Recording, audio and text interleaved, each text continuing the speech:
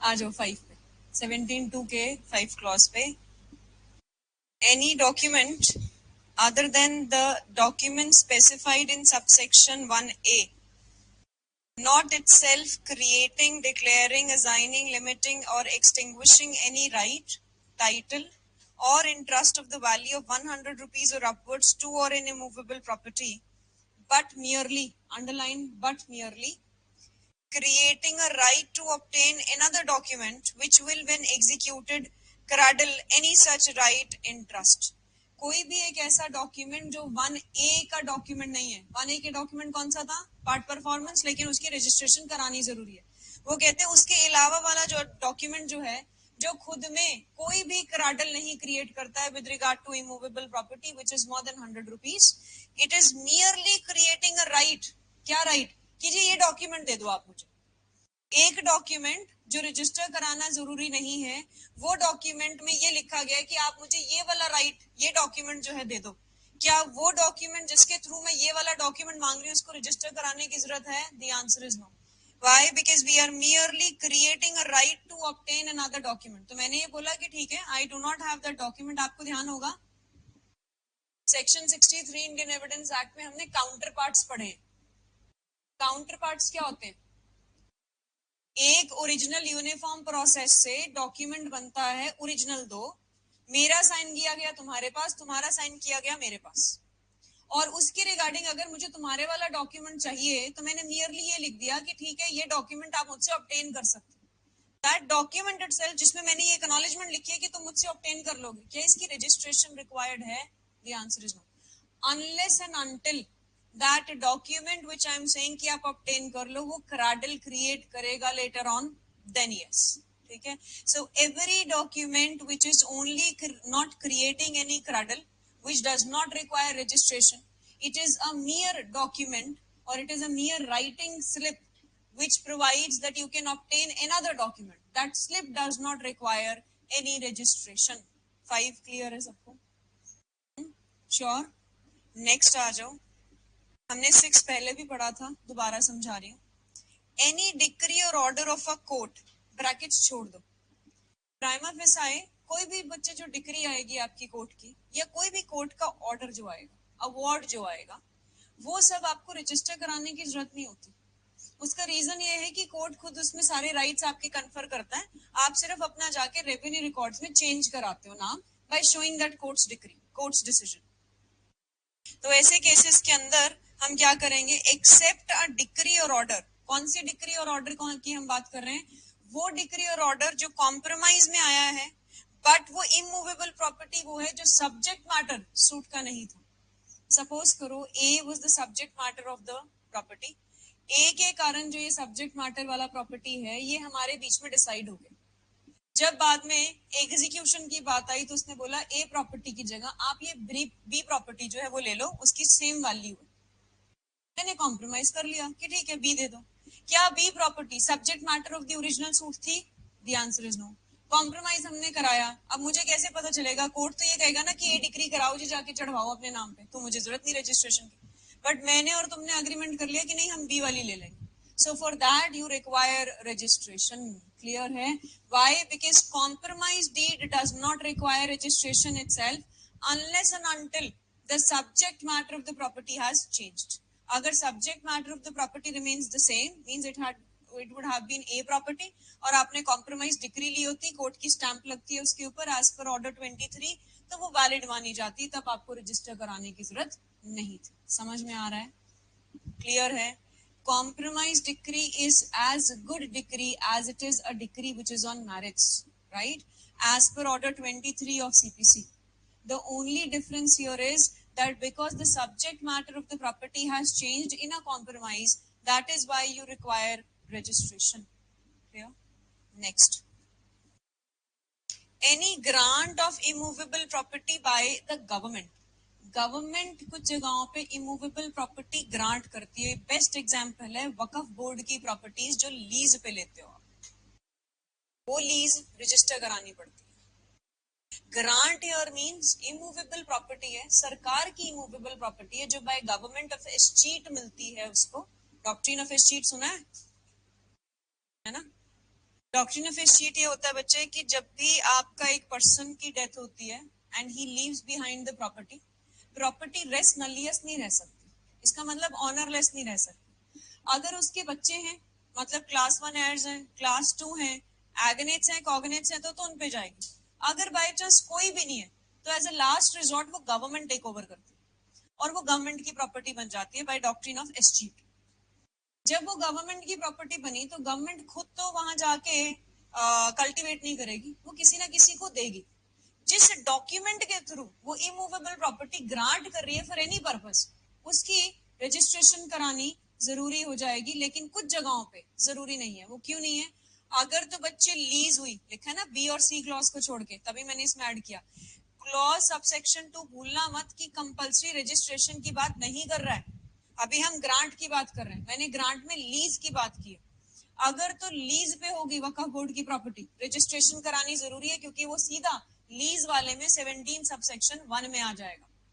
लेकिन अगर आप नॉर्मली ग्रांट कर रहे हो टू लुक आफ्टर, उसकी आपको जरूरत नहीं है। आपने देखा है आपके एग्रीकल्चर लैंड के पास में कुछ ट्रीज प्लांटेड होते हैं ना, उस पे नंबर दिए होते हैं ऐसे कटिंग, वो गवर्नमेंट के हैं।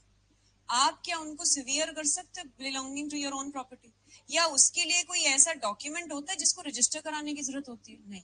वो सब कुछ कहाँ है? रेवेन्यू रिकॉर्ड्स में, गवर्नमेंट के डिपार्टमेंट में मेंशन होता है। जो ये फॉरेस्ट डिपार्टमेंट होता है ना, उस फॉरेस्ट डिपार्टमेंट में वहां के एसडीओज और ये सब लोग जो है वहां पे रहते हैं और उनके हिसाब से वो लोग डिसाइड करते हैं कि जी कब क्या कटवाना है। इन केस अगर वो कहीं ना कहीं पे छुप जाता है या डेंजरस हो जाता है तो आप उनको इन्फॉर्म करते हैं। तो वो यहाँ पे ग्रांट की बात कर रहे हैं। But had it been a lease of immovable property by the government in the form of Waqf board types, वो रिक्वायर होगी रजिस्ट्रेशन के थ्रू ही। समझ में आया दोनों में डिफरेंस? वो बच्चे फिर गवर्नमेंट के स्पेसिफिक रूल्स हैं जो लगेंगे, उसके हिसाब से वहां पे आप लीज में जाओ, कन्वेंस डीड बनती है। ये तो तेरे को इजीली समझ में आ रहा होगा। Next, any instrument of partition made by revenue officer, जरूरत ही नहीं है। पार्टीशन ही तो किया है। पार्टीशन में होता क्या है? शेयर स्पेसिफिकेशन किया है, रेवेन्यू ऑफिसर ने बता दिया कि जितना शेयर ये आपका है, ये आपका है, उसको रजिस्टर कराने की जरूरत नहीं। नेक्स्ट, कोई भी ऑर्डर ग्रांटिंग अ लोन और इंस्ट्रूमेंट ऑफ कोलेटरल सिक्योरिटी, आप बैंक को लोन लेते हो बैंक से, उसके बेसिस पे कोई आप कोलेटरल सिक्योरिटी भी रखवाते हो ना बच्चे, या तो आपके खुद की होती है, ट्राई पार्टी अग्रीमेंट बनता है इसमें भी, टीपीए जिसे कहते हैं। TPA is not transfer of property act here, try party agreement. तो जब ट्राई पार्टी अग्रीमेंट बनेगा तो जिस चीज के ऊपर लोन लिया, या तो आप उसी को सिक्योरिटी के रूप में रख लोगे या कोई एडिशनल कोलेटरल सिक्योरिटी रखोगे। उस जो लोन है, लोन के डॉक्यूमेंट्स को रजिस्टर कराने की जरूरत नहीं होती। स्टैम्प एक्ट पे जाते हैं, स्टैम्प ड्यूटी होती है, स्टैम्प पेपर्स लगते हैं, सिग्नेचर्स होते हैं, उनके बैंक गारंटर्स के हिसाब से गारंटर आता है, but registration is not clear है। Next, any order granting a loan under the agriculturist loan act. Agriculture में आपने देखा होगा गवर्नमेंट ने बहुत सारी स्कीम्स चलाई थी इस टाइम पे, आपकी केसीसी लिमिट्स भी चली हुई है। क्या होती है ये सारी चीजें? आपको बहुत कम रेट ऑफ इंटरेस्ट पे जिनके पास भी एग्रीकल्चर लैंड है उनको लोन दिया जाता है। सपोज इफ यू हैव 5 एकड़, आप 5 एकड़ पे लोन लेना चाहते हो, आपको कोई नीड आ गई है, तो आपकी एक केसीसी लिमिट का अकाउंट बनता है, ठीक है? उस अकाउंट में से आपको लोन दिया जाएगा और लोन वहीं से कटेगा। दैट इज 1 ईयर के अंदर अंदर आपको एक बार उसको पे करना पड़ता है, फिर आप उसको रिन्यू करा सकते हैं, then you can extend it to any amount. वो जो चीज है आपकी जिसमें रेट ऑफ इंटरेस्ट कम है, वो किस लिए दिया गया है? सो दैट जो फार्मर्स हैं, जिनके जैसे आपने देखा था ना कितना सारा महाराष्ट्र में they were committing suicide and they were so many things that happened, उसके कारण इनको कोई सीड्स, कोई फर्टिलाइजर्स, किसी भी चीज के लिए कुछ इम्प्लीमेंटेशंस चाहिए, टूल्स चाहिए, तो वो लोन ले सकते हैं, रेट ऑफ इंटरेस्ट कम रहेगा। उस पर्टिकुलर लोन को जो भी गवर्नमेंट, जो भी आपका बैंक लोन दे रहा है, स्पेसिफिकली नेशनलाइज्ड बैंक्स रहते हैं आपके, जो भी लोन दे रहे हैं, उस लोन के डॉक्यूमेंट को भी रजिस्टर कराने की जरूरत नहीं पड़ती। जैसे एक नॉर्मल लोन है, ऐसे ही वो लोन रहता है, but the only difference is कि आपका एक अलग से कहते हैं सेविंग अकाउंट बनता है, which is a KCC saving account limit. Clear है? पूछना है? Next is any order made under the Charitable Endowments Act vesting any property in a treasurer of charitable endowments. बच्चे, जब हम एक ट्रस्ट क्रिएट करते हैं, आपने सुना होगा सदका, अरियत, मुस्लिम लॉ में बहुत सारी ऐसी टर्म्स हैं, मुस्लिम लॉ में बहुत सारी और भी चीजें कि हम प्रॉपर्टी डोनेट करते हैं for some religious and charitable purposes. Waqf board basically Muslim concept ही है ना। ये जब हम रिलीज करेंगे या उनको देंगे, हमने कोई ट्रस्टीज बना दिया या मठ बनाया या वैष्णो देवी टेम्पल श्राइन्स बनाए या आपके साईं मंदिर बनवाए, जो भी हैं सारे के सारे, उन सब में एक एक्ट गवर्न करता है आपको, that is a trust act और एंडोमेंट्स एक्ट। उसके हिसाब से जो प्रॉपर्टी आपने उसमें वेस्ट कर दी, वो property is in the name of God, है ना।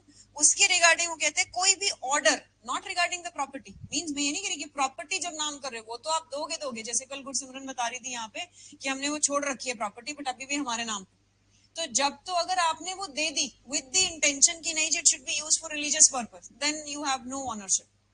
बट अगर आपने नहीं दी तो वो आपकी प्रॉपर्टी। बट यहाँ पे वो प्रॉपर्टी की बात नहीं कर रहे हैं, यहाँ पे बात कर रहे हैं कि कोई भी ऑर्डर पास किया गया है एज पर दैट एक्ट, वो ऑर्डर रजिस्टर कराने की जरूरत नहीं है, क्योंकि चैरिटेबल एंडोमेंट एक्ट में प्रॉपर पुराने टाइम के आपके जैसे होते थे ना बच्चे पंचस, याद है पंचस, जो पंच होते थे वो आपके, या जूरी सिस्टम याद करो पुराने टाइम का, वो सब डिसीजन दिया करते थे। हैं तो कहीं ना कहीं पे समवट कोर्ट्स ही है ना वो। तो जब वो कोर्ट्स हैं तो हम कोर्ट्स के हिसाब से मानेंगे कि ऑर्डर ऑफ द कोर्ट है, and order of the court prima facie does not require any registration. Clear है? Next, any endorse, divesting means या तो निकाल दिया, डाइवेस्ट करना है इज डिप्राइविंग, या दे दिया। Any endorsement on a mortgage deed acknowledging the payment of the whole or any part of the mortgage deed or any other receipt for the payment of money due under a mortgage when the receipt does not purport to extinguish the mortgage. Mortgagor और mortgagee समझते हो कौन कौन होता है? जिसने पैसे दिए मॉर्गेजी, जिसने लिए mortgagor. As per section 58 TPA it is mandatory कि आपकी मॉर्गेज डीड बनेगी बनेगी। डीड में बच्चे main amount, interest means the principal amount plus interest लिखा जाता है। अब वो प्रिंसिपल अमाउंट और वो सब तो आपने रजिस्टर करा रखा है, मॉर्गेज डीड बनी है ना, राइट्स हुए हैं ना कहीं ना कहीं, आप उसमें से पेमेंट्स दे रहे हो कुछ कुछ, क्या हर एक payment requires any registration? The answer is no. Acknowledgement है ना वो, जैसे हम पढ़ते नहीं आपका सेक्शन 19 लिमिटेशन एक्ट, सेम है बच्चे अगर ध्यान हो। उसकी एक नीचे इलास्ट्रेशन है, सॉरी एक्सप्लेनेशन है, जो कहते हैं every time if you are paying some amount, monthly income भी आ रही है, वो डेली बेसिस पे आपका हर मंथ आपका पीरियड ऑफ लिमिटेशन एक्सटेंड कर रही है।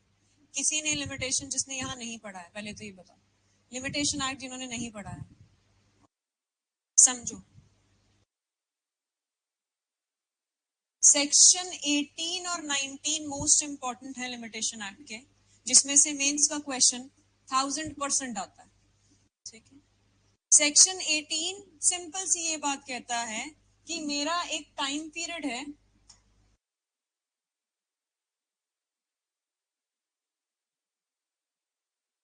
ये मेरा कॉज ऑफ एक्शन था जो अराइज हुआ, ये मेरा पीपी है। पीपी और पीओएल में बच्चे डिफरेंस होता है। पीपी का मतलब है प्रिस्क्राइब्ड पीरियड, जो सब कुछ लगाने के बाद फाइनल पीरियड मेरे पास आएगा, वो मेरा प्रिस्क्राइब्ड पीरियड है। ठीक है, इस दौरान तक मुझे सूट डालना था तुम लोगों से पैसे लेने के लिए, क्योंकि मैं जब पैसे लेने अपनी आई तुमने मना कर दिया, मेरा कॉज ऑफ एक्शन अराइज हो गया, पीपी ये था। इस दौरान बीच में इंटरमीडिएटर्स बहुत होते हैं, मैंने किसी ना किसी को कहा कि तुम पूछो तुम पूछो, यहाँ पे कहीं पे भी अगर आपने एक acknowledgement they the in writing, mandatory है ये, in writing the, plus it is signed, plus it is before PP, ये तीन रिक्वायरमेंट्स अगर सेटिस्फाइड होगी, यहां से फिर 3 साल मिल जाएंगे, फिर 3 साल मिल जाएंगे। ये तो है जनरल रूल। ठीक, अब इसी जनरल रूल में जो सेक्शन 19 है वो इसके साथ रेलेवेंट है। सेक्शन 19 लिमिटेशन का कहता है कि ये मेरा कॉज ऑफ एक्शन था, ये मेरा पीपी था। ठीक है, मैंने एक मॉर्गेज जो है एक प्रॉपर्टी पे ली थी, जो कि income generated property, rental income आती है इस प्रॉपर्टी की, रेंटल इनकम हर महीने आती है। मैंने इस प्रॉपर्टी पे लोन लिया तुम लोगों से, ठीक है, मॉर्गेज के रूप में लिया, रहन कर दी मैंने ये प्रॉपर्टी तुम्हें। अब हुआ क्या, तुम कहते हो जी प्रिंसिपल समझो आपने लिया 50 लाख रुपीस, और हर महीने जो इंटरेस्ट लगेगा आपका वो 1 लाख रुपया हर महीने चलता चला जाएगा। मैंने आपको ये बोला कि हर महीने जो ये रेंट आ रहा है ना, आप 1-1 लाख लेते चले जाओ ताकि मेरा इंटरेस्ट ना बढ़े, मुझे 1 साल बाद सिर्फ तुम्हें 50 लाख रुपया देना पड़े। Getting my point?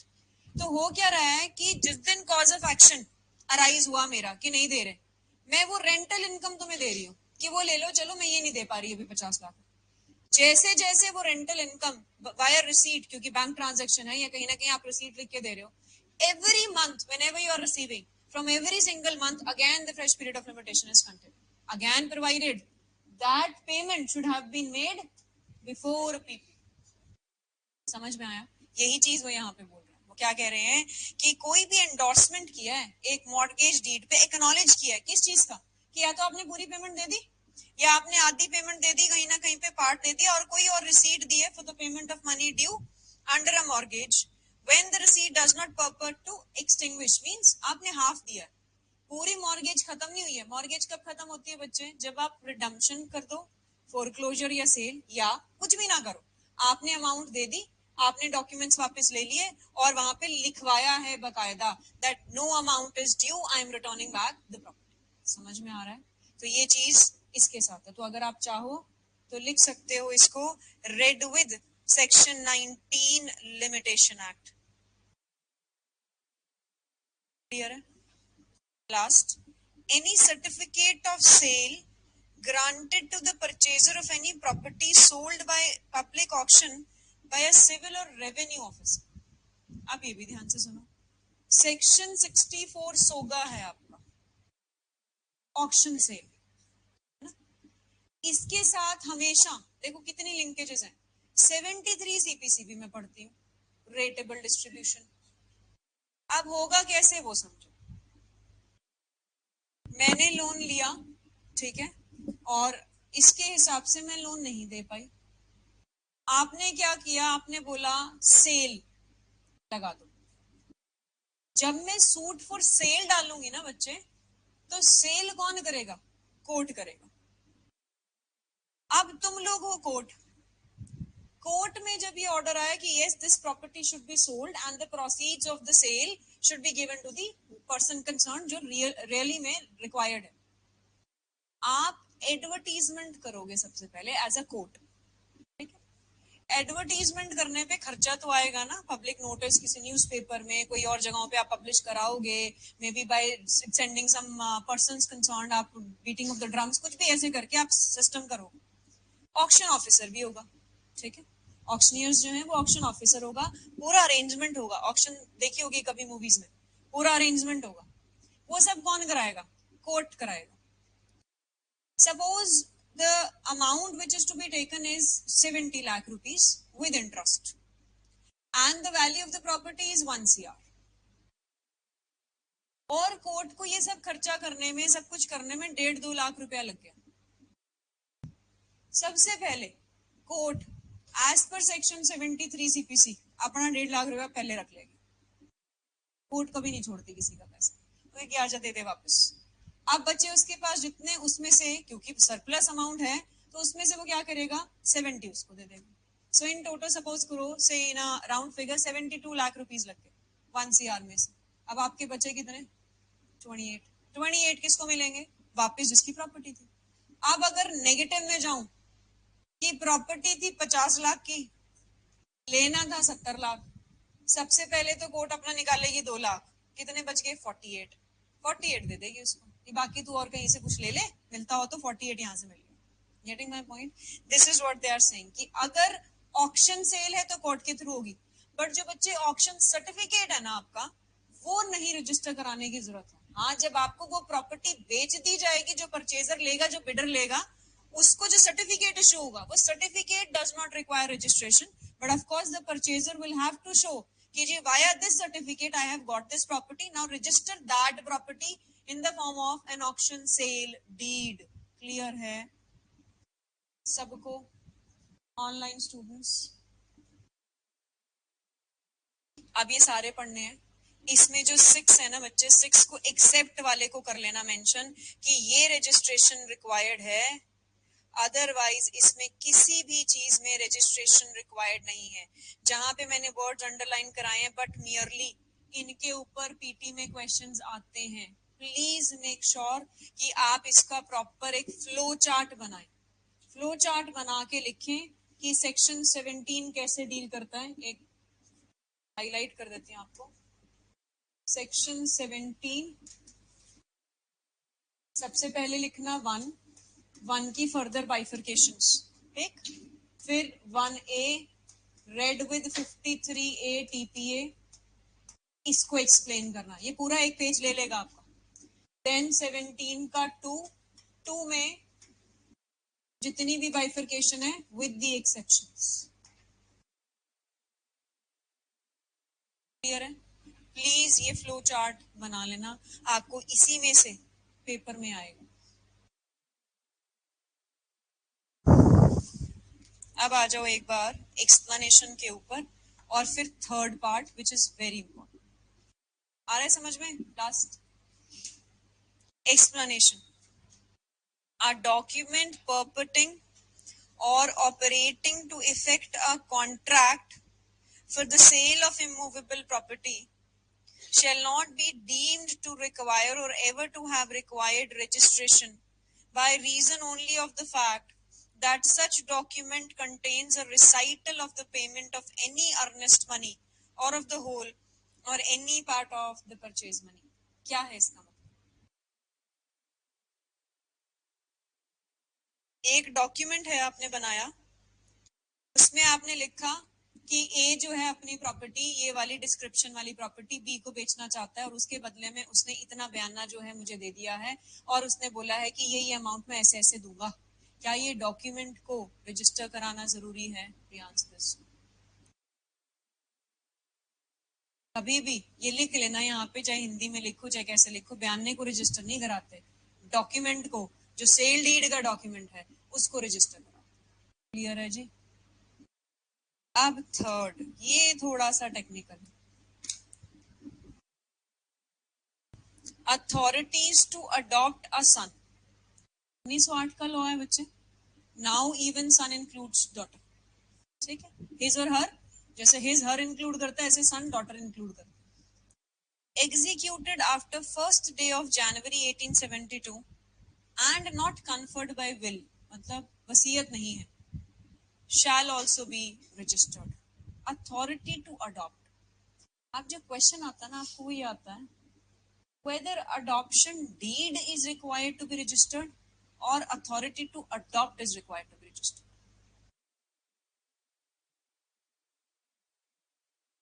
Adoption deed.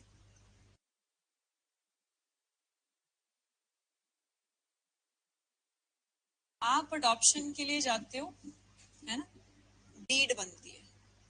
Deed के साथ एक ऑथराइजेशन आती है कि नाउ दत्ता हुमन तो चाहिए नहीं अब हमें, ये तो पता है आपको अडॉप्शन लॉज के हिसाब से वो नेसेसरी सेरेमनी नहीं है. Giving and taking is not required, है ना. Authority means now I am handing over from being the natural guardian my son और the daughter to that person. Now they will be the adoptive parents. Deed में क्या बन रहा है बच्चे? Deed is just a document that does not contain the authority. बोल, अब याद आया कुछ? क्या आया बता. फिर इनको भी समझा, फिर मैं समझाती हूँ.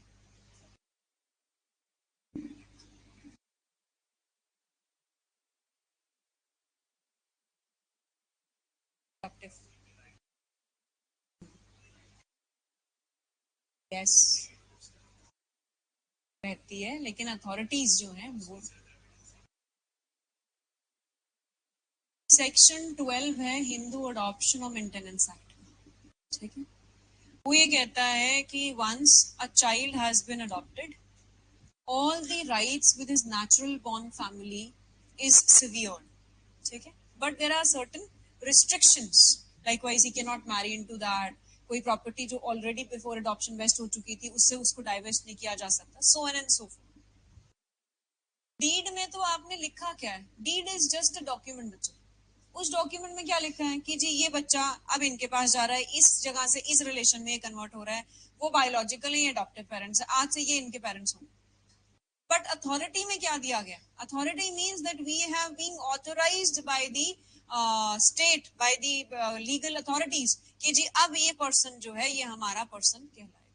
Adoption deed is not required to be registered because it's merely a document, but an authority to adopt requires registration. बच्चे लिखा भी है, लिखा गया from the Where Act. Authority to adopt shall be registered. Adoption deed does not require to be registered. Is this clear?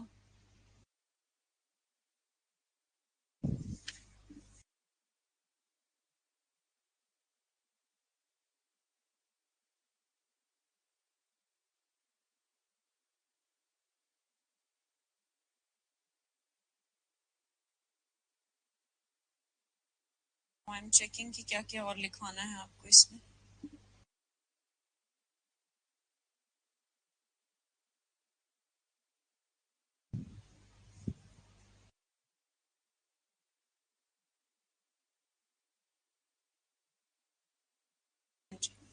अब आ जाओ section 18 पे, पहले उसके बाद डिक्टेशन करें. ठीक है. Section 18, documents of which registration is optional. एक तो हमने 17(2) में पढ़ा बच्चे, एक हम पढ़ रहे हैं 18 में, जहाँ पे डॉक्यूमेंट्स की रजिस्ट्रेशन कंपलसरी नहीं है.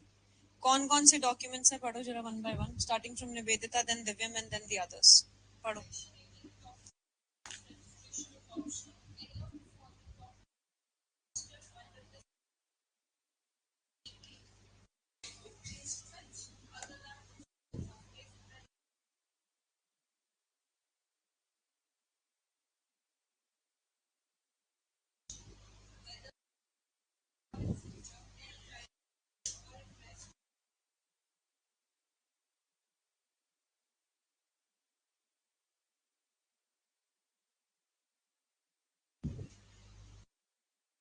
हाँ जी, कुछ समझ में आया?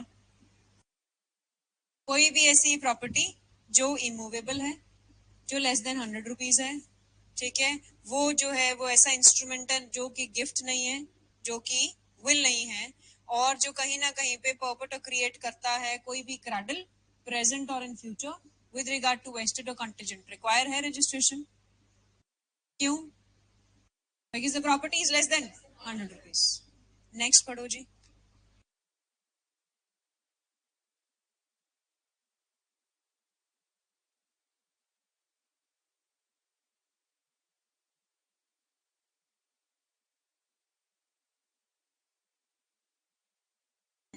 Any instrument which is acknowledging the receipt or payment of any consideration.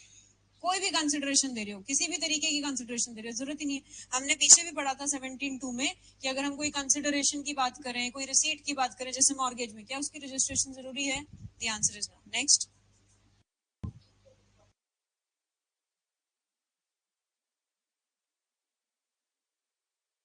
हाँ जी. तो कोई भी लीजेस जो हैं जो 1 साल की नहीं है, या जो लीजेस एग्जाम्प्टेड है अंडर 17, कौन सी एग्जाम्प्टेड है?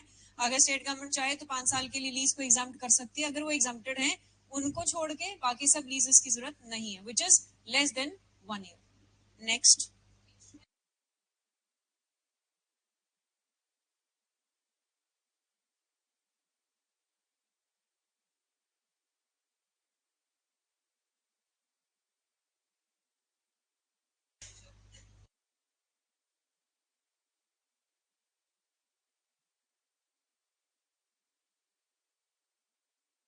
हाँ जी, क्या कहना चाहते हैं? 17(1) के साथ कर सकते हो. Yes. Yes, why not.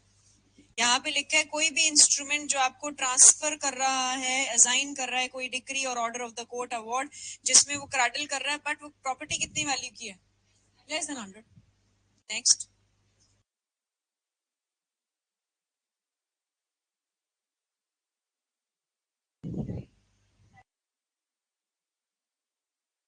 So it is an immovable property. If it is a movable property, PPA and Registration Act does not govern it. It is SOGA that governs it. है ना? SOGA plus GST. Invoice बनते हैं ना आपके.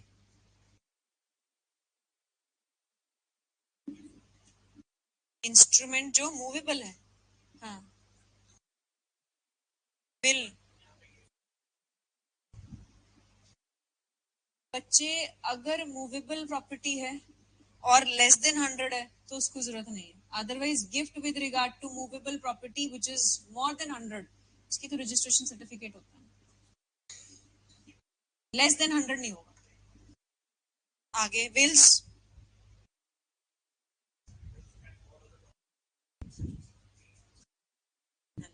Wills and all other documents not required by section 17 to be registered. Clear है यहाँ तक?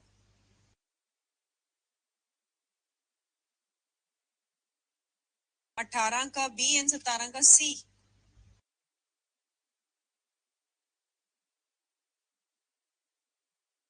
17 का C पढ़ देती हूँ पहले.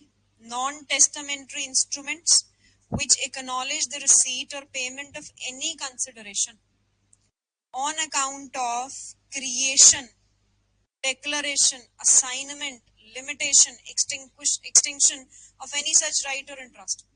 Non-testamentary instruments हैं जो एक्नॉलेज कर रहे हैं आपको.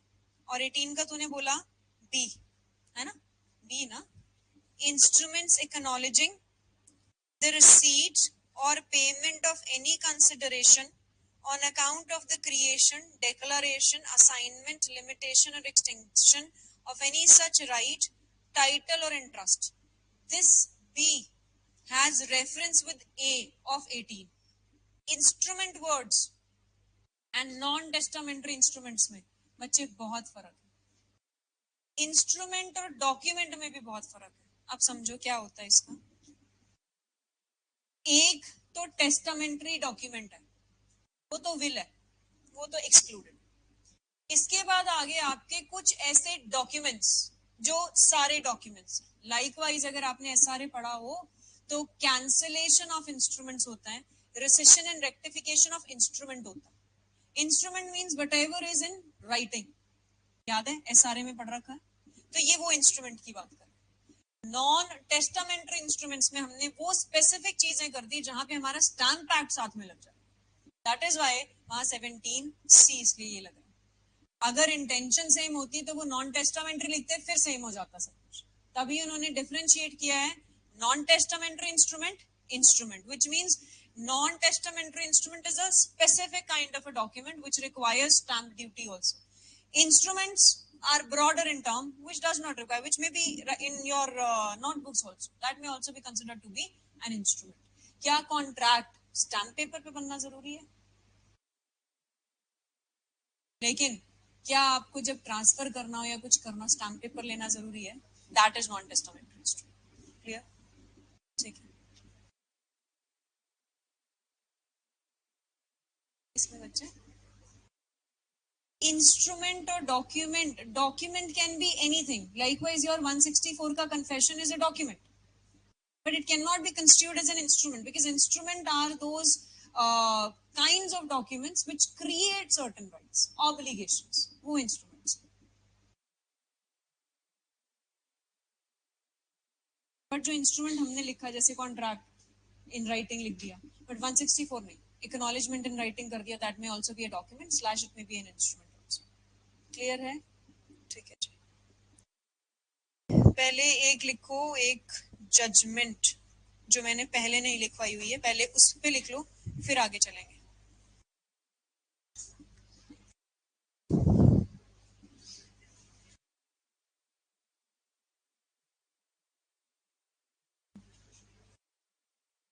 सेम है डिक्टेशन, वो वाली सेम. NL मंजुनाथा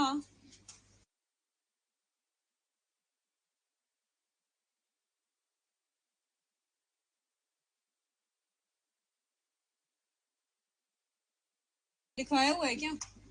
नहीं लिखवाया होगा. And another versus BL Ananda.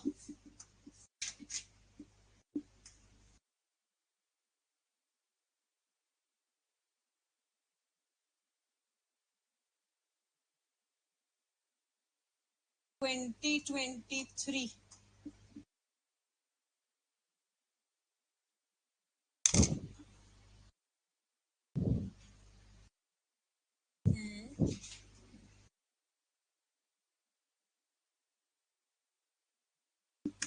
That's Karnataka High Court judgment, not a Supreme Court judgment. ठीक है. इसमें लिखो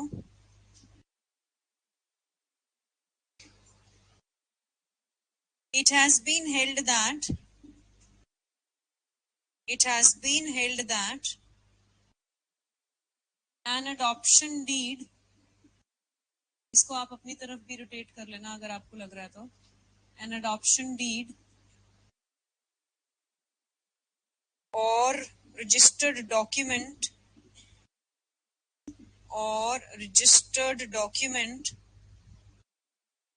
is not a must to prove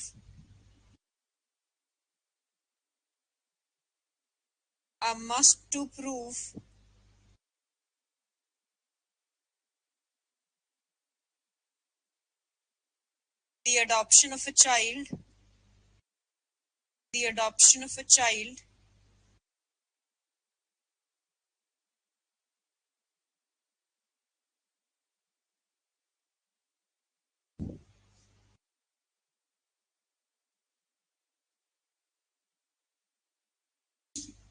It was further held that it is the act of adoption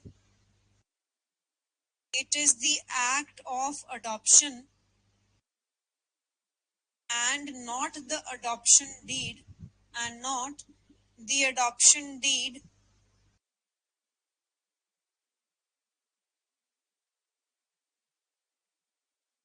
which confers the status of the adopted son. Sorry? Which confers the status of the adopted son.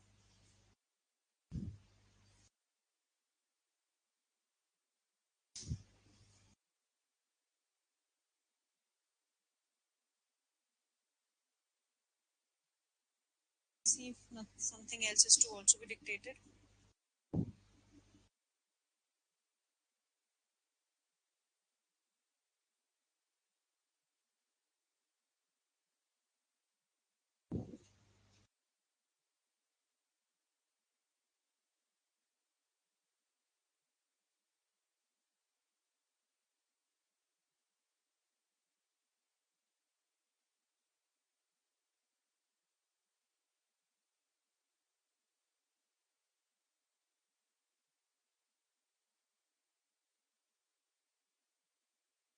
आगे लिखो.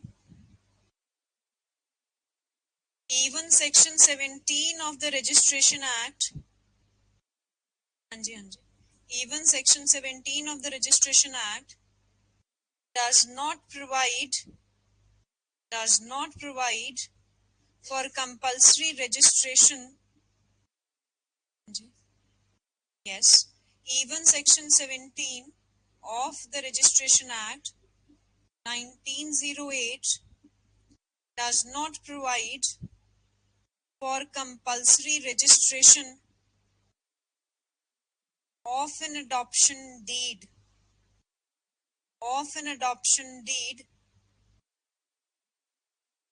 However, the authority to adopt must be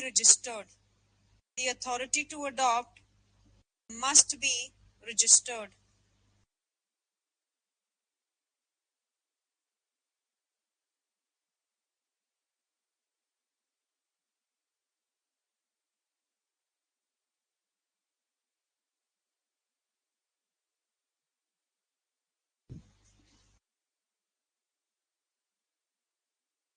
That's all. अब पीछे वाला जो भी है 17 के ऊपर लिखने वाला वो लिखेंगे. ठीक है. That would again be certain additions. लिखो.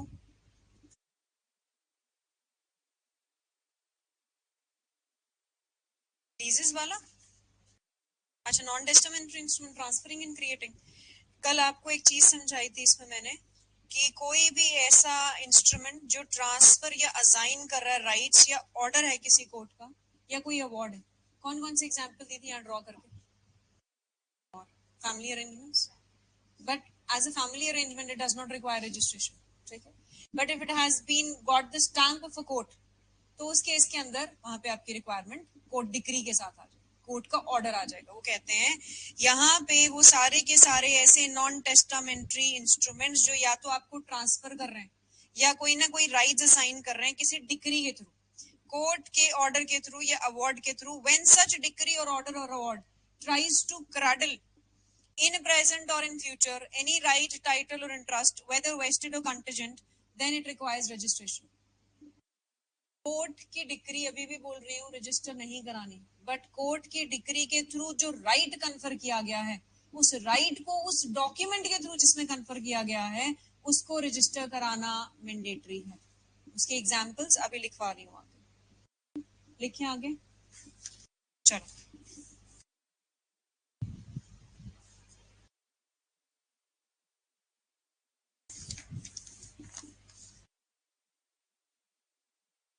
लिखो.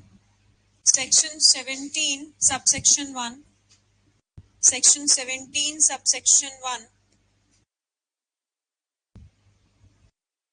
provides that any document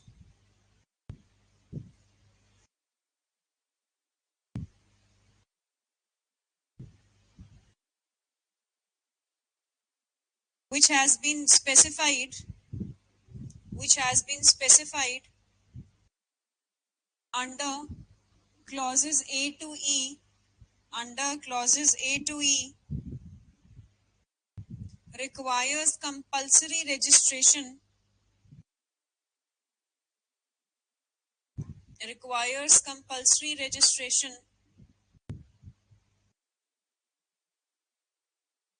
However,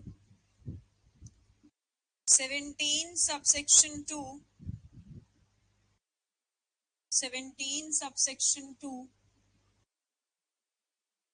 provides under certain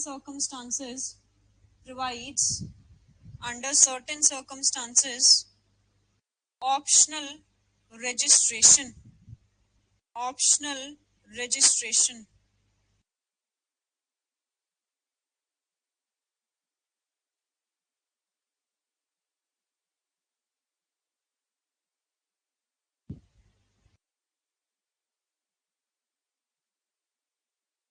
आगे लिखो पॉइंट्स के हिसाब से, PT pointers. Family arrangements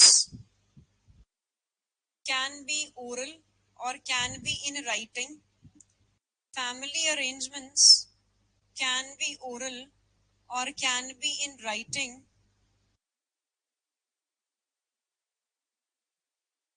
If it is in writing, then it is not only prepared for the purpose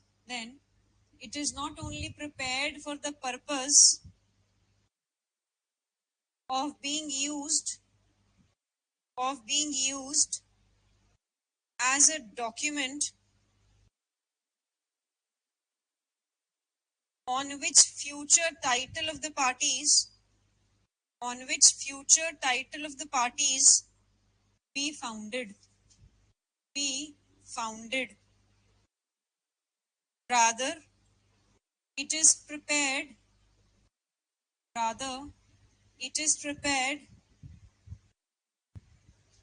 as a record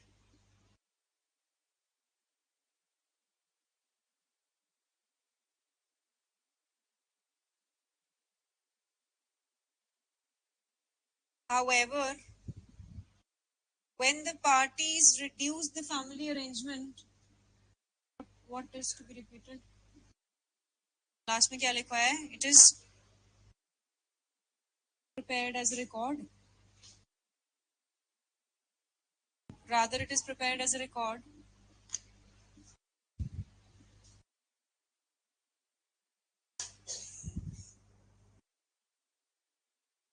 It is only when the parties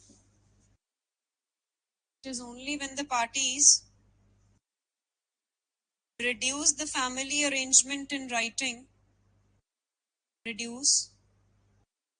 आगे लिखो. It is only when the parties, however, it is only when the parties reduce the family arrangement in writing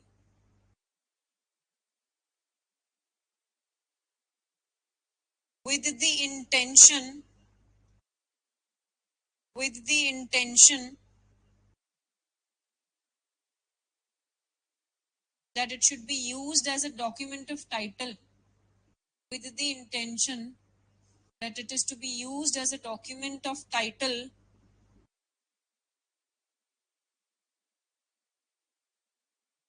then such a document would require registration. Then such a document would required registration. Case का नाम था take Bahadur versus Devi Singh. Take Bahadur versus Debi Singh. Debi, not Devi. Debi Singh. DEBI. 1966 Supreme Court.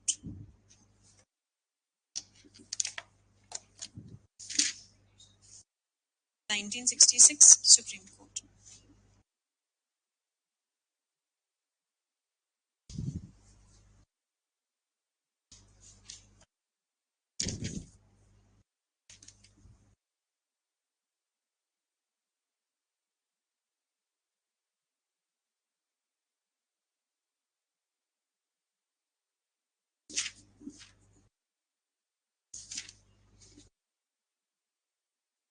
आपको कुछ इसमें से मैं PDF दूंगी जो कि आप खुद लिखोगे फिर इसको आज यहीं पे, क्योंकि 17 we have discussed. It is more in the form like में जैसे आप चाह रही थी कि आप ऐसे ड्रॉ करो और बनाओ, तो उसी हिसाब से आप ये ड्रॉ करके एज इट इज बना के लिखोगे. फर्दर डिक्टेशन ले लो जिसके साथ की एडिशनल डिक्टेशन, क्योंकि इसके साथ अभी 49C पढ़ना बाकी है हमारा. इसके साथ आपका 59, 60, 61 सेक्शंस भी लिंक होंगे. आगे लिखो.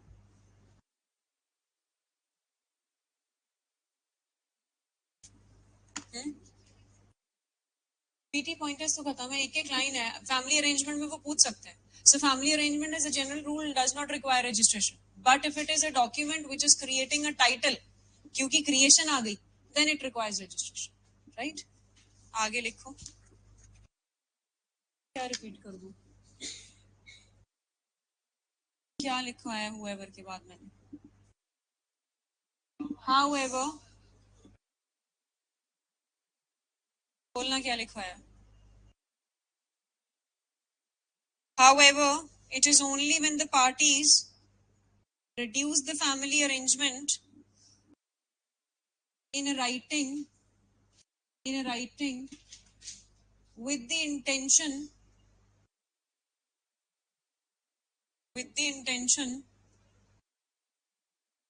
of creating a title, then such document requires registration.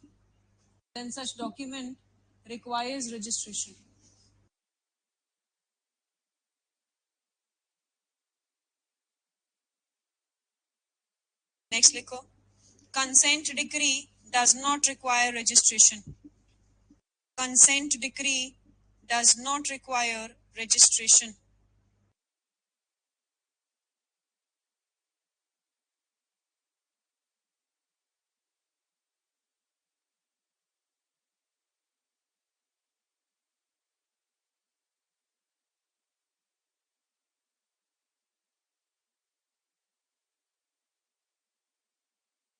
अब एक स्टेटमेंट लिखवा रही हूँ, आप बताना whether it is true or false.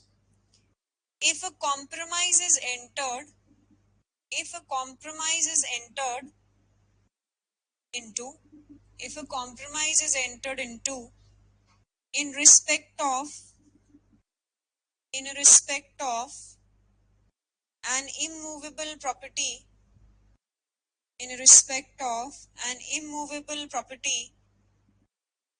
comprising other than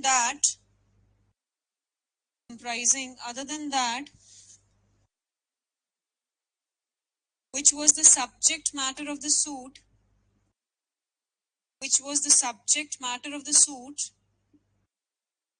or the proceeding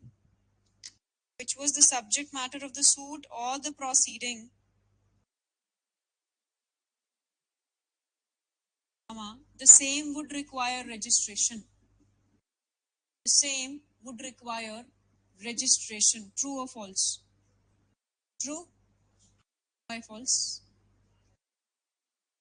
ध्यान से पढ़ियो.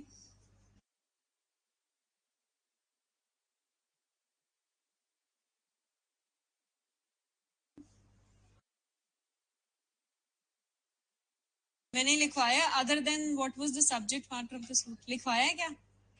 अंडरलाइन कर बच्चे उसको. यहाँ हेस्टी डिसीजन है तेरा. यही स्टेटमेंट पीटी में आती तो तेरा गलत था, बाकी सबका सही था. मतलब 4 नंबर तो गए गए थे, उसके ऊपर नेगेटिव वाला गया था. समझ में आ रहा है? चलो आगे.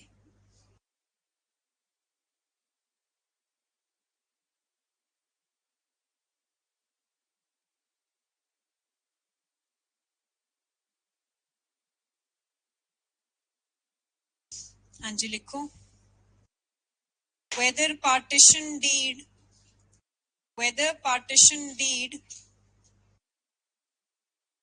which operates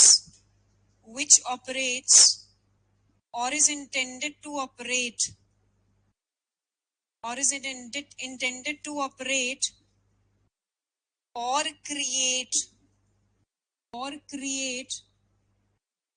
a legal relation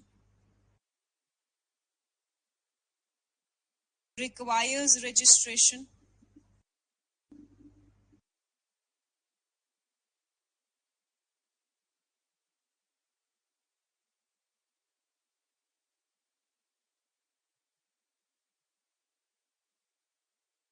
answer आपके इसी क्वेश्चन में ही छुपा है. requires registration, yes or no? yes. Creation. तभी क्रिएशन. अगर मैं क्रिएशन ना बोलती, सिर्फ ऑपरेट करती, तब भी होता ऑपरेट और intended to operate as a legal relation means creation. ठीक है. अब सपोज करो हिंदू लॉ पढ़ा हुआ है. हिंदू लॉ में पार्टीशन हुआ है. Partition in one means partition in the whole family. ठीक है. There is a recital in the partition deed. Partition deed में सिर्फ एक रिसाइटल है. दैट पार्टीशन हुआ था हमारा 5 साल पहले. whether that recital in the partition deed also requires registration. कहाँ लिखा है? एक्ट में पढ़ाया हुआ मैंने. समझ में आया? Acknowledgement, recitals. मैं ये कहती it is just a question of fact ना बच्चे. आपको एक जजमेंट पढ़ाई होगी मैडम ने, फॉरगेटिंग द नेम, 2005 जजमेंट है. Partition for one means partition for everyone. ठीक है. But if the other party proves that the partition was only with the youngest son, it was not with me and my father, then in that case आप prove कर सकते हो वो reunited रह सकते हैं ना. तो ऐसे केस में क्या होगा कि हमने लिखा है पार्टीशन डीड है. पार्टीशन डीड के बाद आप जा रहे हो, आपसे बुलाया गया कि पार्टीशन हुआ था क्या जी आपकी पिछली फैमिली में, मींस ऊपर वाली जनरेशन में. आप कहते हो ये डीड है जी, लेकिन हाँ इसमें पार्टीशन हुआ था, means a recital which is containing. That recital is a mere question of fact that does not require registration. Clear? Everyone? Technical नहीं है, ये वर्ड्स टेक्निकल बनाते हैं. प्रैक्टिकली देखोगे तो फर्क नहीं पता चलेगा. जब आप पार्टीशन सोचोगे तो पार्टीशन मींस हिंदू लॉ का पार्टीशन. पार्टीशन के बाद बच्चे पार्टीशन डीड होगी, आपकी सारी की सारी मीट्स एंड बाउंड्स के थ्रू कैलकुलेशन होके आपको मिल गया होगा हिस्सा. वो जो हिस्सा मिला वो तो रिक्वायर है रजिस्ट्रेशन. बट जो आप बोल रहे हो उसके अंदर कि ये ऐसे ऐसे हुआ था, उसकी रजिस्ट्रेशन की जरूरत थोड़ी ना. वो तो एक एक्नॉलेजमेंट है आपकी. नेक्स्ट आ जाओ अब इसके साथ साथ.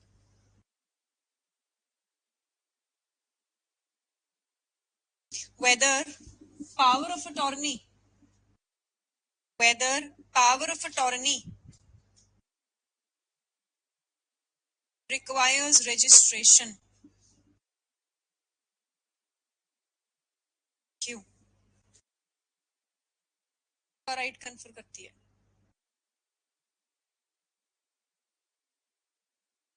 Only for that.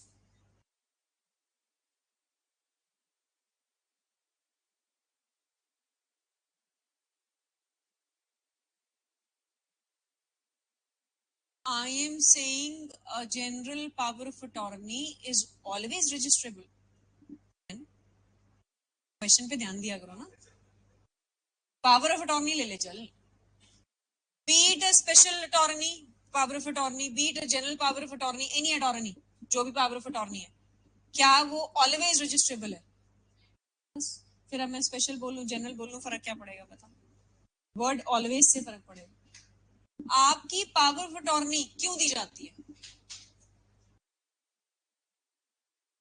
आप रिप्रेजेंट कर रहे हो बच्चे उसको, राइट दे रहे हो कि आप रिप्रेजेंट करोगे उसको, चाहे वो आपकी सेल डीड में मर्केंटाइल एजेंट ही क्यों ना हो या कुछ भी हो। तो ऐसे केसेस में तो आप सिर्फ राइट कन्फर कर रहे हैं only for a limited purpose. और अगर लिमिटेड पर्पस में वो क्रिएशन कर रहा है with regard to immovable property, then it requires registration, but as a general rule it does not require registration. समझ में सबको? लिखो इसको भी। अब power of attorney is not an instrument. Power of attorney is not an instrument of transfer, is not an instrument of transfer in regard to any right, title or interest in an immovable property, right, title or interest in an immovable property. Rather, it is a creation of agency. Rather, it is a creation of agency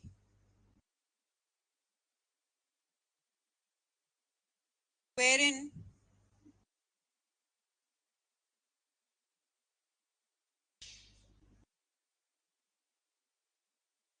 there is only an authorization of doing some specified acts. There is an authorization of doing some specified acts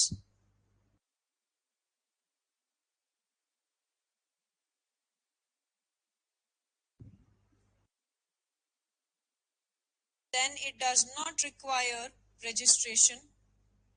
Then it does not require registration.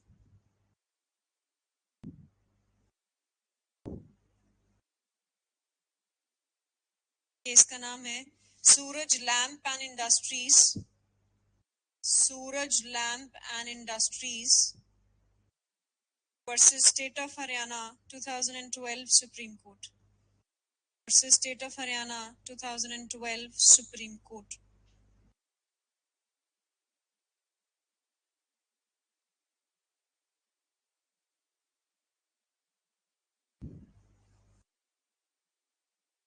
Clear है ये? चलिए आगे।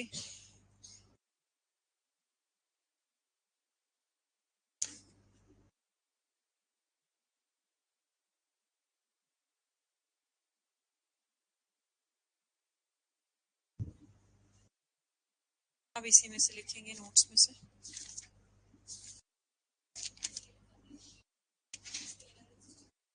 बिल्कुल करानी जरूरी है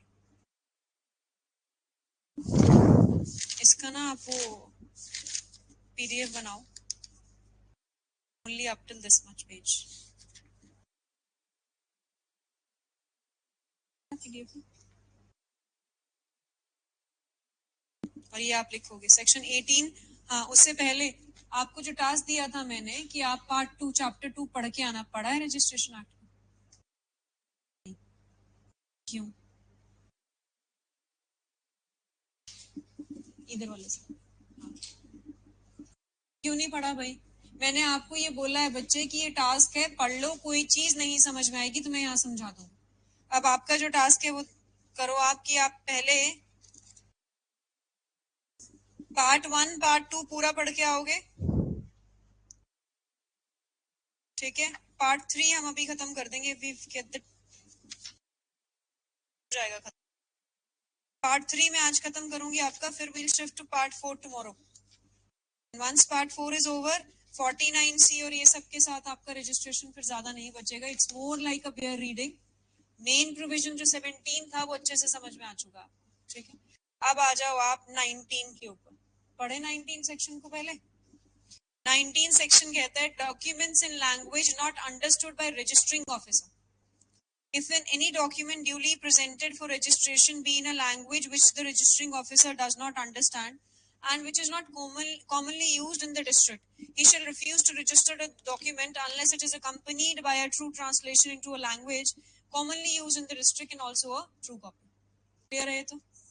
कैसे हो सकते हैं? वेरी राइट, ठीक है ना. पुराने टाइम पे उर्दू में होते थे डॉक्यूमेंट्स, अब now you do not understand that. अगर आप लोगों की बात की जाए, आपको पंजाबी और हिंदी समझ में आ जाए, वो भी बहुत बड़ी बात है, राइट. तो अगर ऐसे केसेस हुए तो फिर आप कहोगे कि it is not understandable by me, so please get the true copy. और अगर आप कहो नॉर्मल केसेस में हाई कोर्ट में जाते हो, तो अगर FIR पंजाबी या हिंदी में, we need to get it translated, then only we will file it here in the court. तो ट्रांसलेशन अटैच करके आप लगाओ. 20, हाँ 47. Documents containing interlineations, blanks, erasures, or alterations. The registering officer may, in his discretion, refuse to accept for registration any document in which any interlineation, blank, erasure, or alteration appears. आपने कहीं पे cutting कर रखी है, आपने कोई चीज space छोड़ रखा है, कुछ भी ऐसा वहां पे वो चाहे तो वो वहां पे वो कहता है कि नहीं, हम आपको रिफ्यूज कर रहे हैं, हम ये नहीं लेंगे unless the person executing the document attest with their signatures on initials कि वो इंटरलिएशंस जो भी है वो अल्टरेशन. आपको ध्यान होगा कोई भी डॉक्यूमेंट आप कभी भी कट करके या कुछ करते हो ना, आप वहां पे साइन करते हो, है होता है ना रजिस्टर. बैंक की स्लिप में भी होता है. This is what they are saying कि अगर आपने इनिशियल्स नहीं किए या साइन नहीं किए तो वो रिफ्यूज कर सकते. नेक्स्ट वो कहता है अगर रजिस्टरिंग ऑफिसर रजिस्टर करता है कोई भी document, he shell at the time of registering the same make a note in the register कि जी ऐसे ऐसे चेंजेस या ऐसे ऐसे ऑल्टरेशंस उसने कर रखी थी, वो रजिस्टर में मेंशन कर सकते. जो प्रॉपर्टी है, जिस प्रॉपर्टी के रिगार्डिंग आप रजिस्ट्री कराने जा रहे हो, आप उसका नक्शा हमेशा साथ लेके चलते हैं. नक्शा कैसे बना होता है, देखा है कभी? हाँ, उसके साइड में कहाँ से क्या चीज जा रही है, लेफ्ट साइड क्या है, राइट साइड क्या है, नॉर्थ ईस्ट, सब बन के आपका साथ में अटैच किया जाता है. मैप्स एंड प्लान्स जितने भी हैं वो सब आप यहाँ पे अटैच करोगे. अगर वो रेजिडेंशियल अर्बन एरियाज के तो अर्बन एरिया के हिसाब से मैप बनेगा, अगर वो रूरल एरियाज हैं तो रूरल एरियाज के हिसाब से बनेगा. कितनी गली है, कितने फुट की गली है, बैक पे कितनी लग रही है, सब डिटेल्स 21 के हिसाब से वहां पे वो आप मेंशन कराओगे. And 22 says description of houses and lands by reference to government maps or service. एक तो आप बनवाओगे मैप, एक जो सर्वेयर आपके ऑफिसर्स जो होते हैं जिनके पास होता है, suppose if you go to the urban areas, municipalities में आपके सब नक्शे पड़े होते हैं, है ना. And if you go to these rural areas तो वहाँ रेवेन्यूज में आपके सारी जगहों पे वो नक्शे होंगे. तो आप 21 और 22 मेरे सामने अभी पढ़ो और देखो ये समझ में आया आपको. भेज दिया, ठीक है.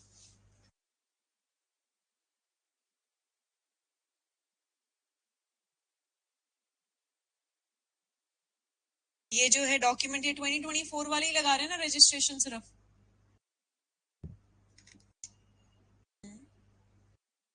तेरे को तो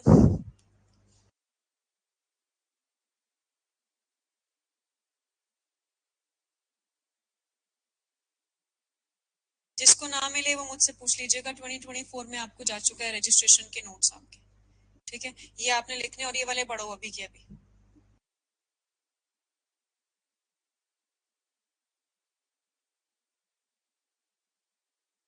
सेम है बच्चे जो लिखवाए हुए हैं, वो पुराने वाले.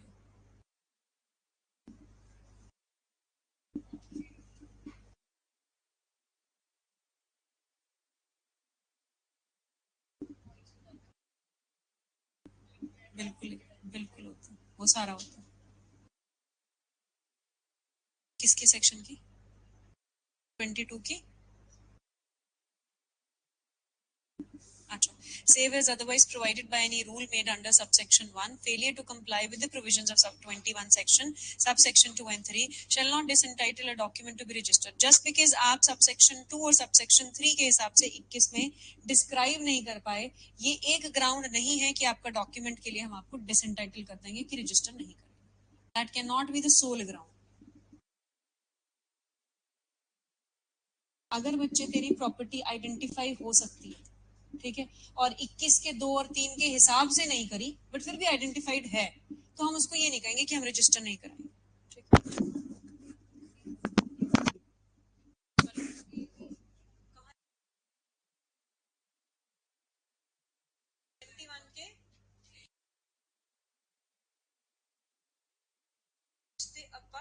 existing occupancies. I think I need to search. ये वही कुछ terms है इन्हीं की.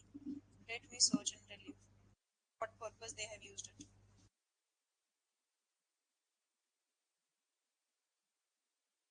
कॉमन एरिया के साथ की बिल्डिंग, कॉमन बाउंड्री वॉल्स 9 इंची बनती है, जो साथ वाले घर बनते हैं वहां पे जो वॉल्स होती है वो ज्यादा थिक होती है, बाउंड्री वॉल्स, कनेक्टेड वॉल्स.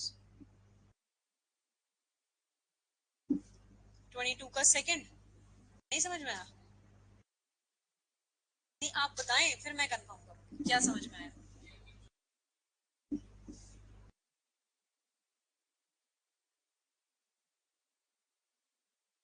21 का 2 और 3 अगर नहीं भी फुलफिल हुआ इन कंप्लायंस तो भी फर्क नहीं पड़ता if the property is identified. 1. No non-testamentary document relating to immovable property shall be accepted for registration unless it contains a description of such property sufficient to identify. अगर आपको बच्चे registration करानी है इस पर्टिकुलर प्रॉपर्टी की तो at least आप एक नक्शा तो साथ लेके जाओगे ना कि ये प्रॉपर्टी भाई इतने एरिया में है, इतनी जगह की है, कहाँ कहाँ पे क्या क्या बना हो वो सब नक्शा आप लेके जाओ. ठीक है जी.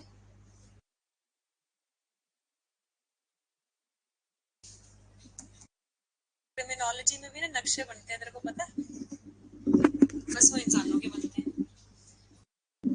चलिए एंडिंग द सेशन. ठीक है, कल मिलते हैं.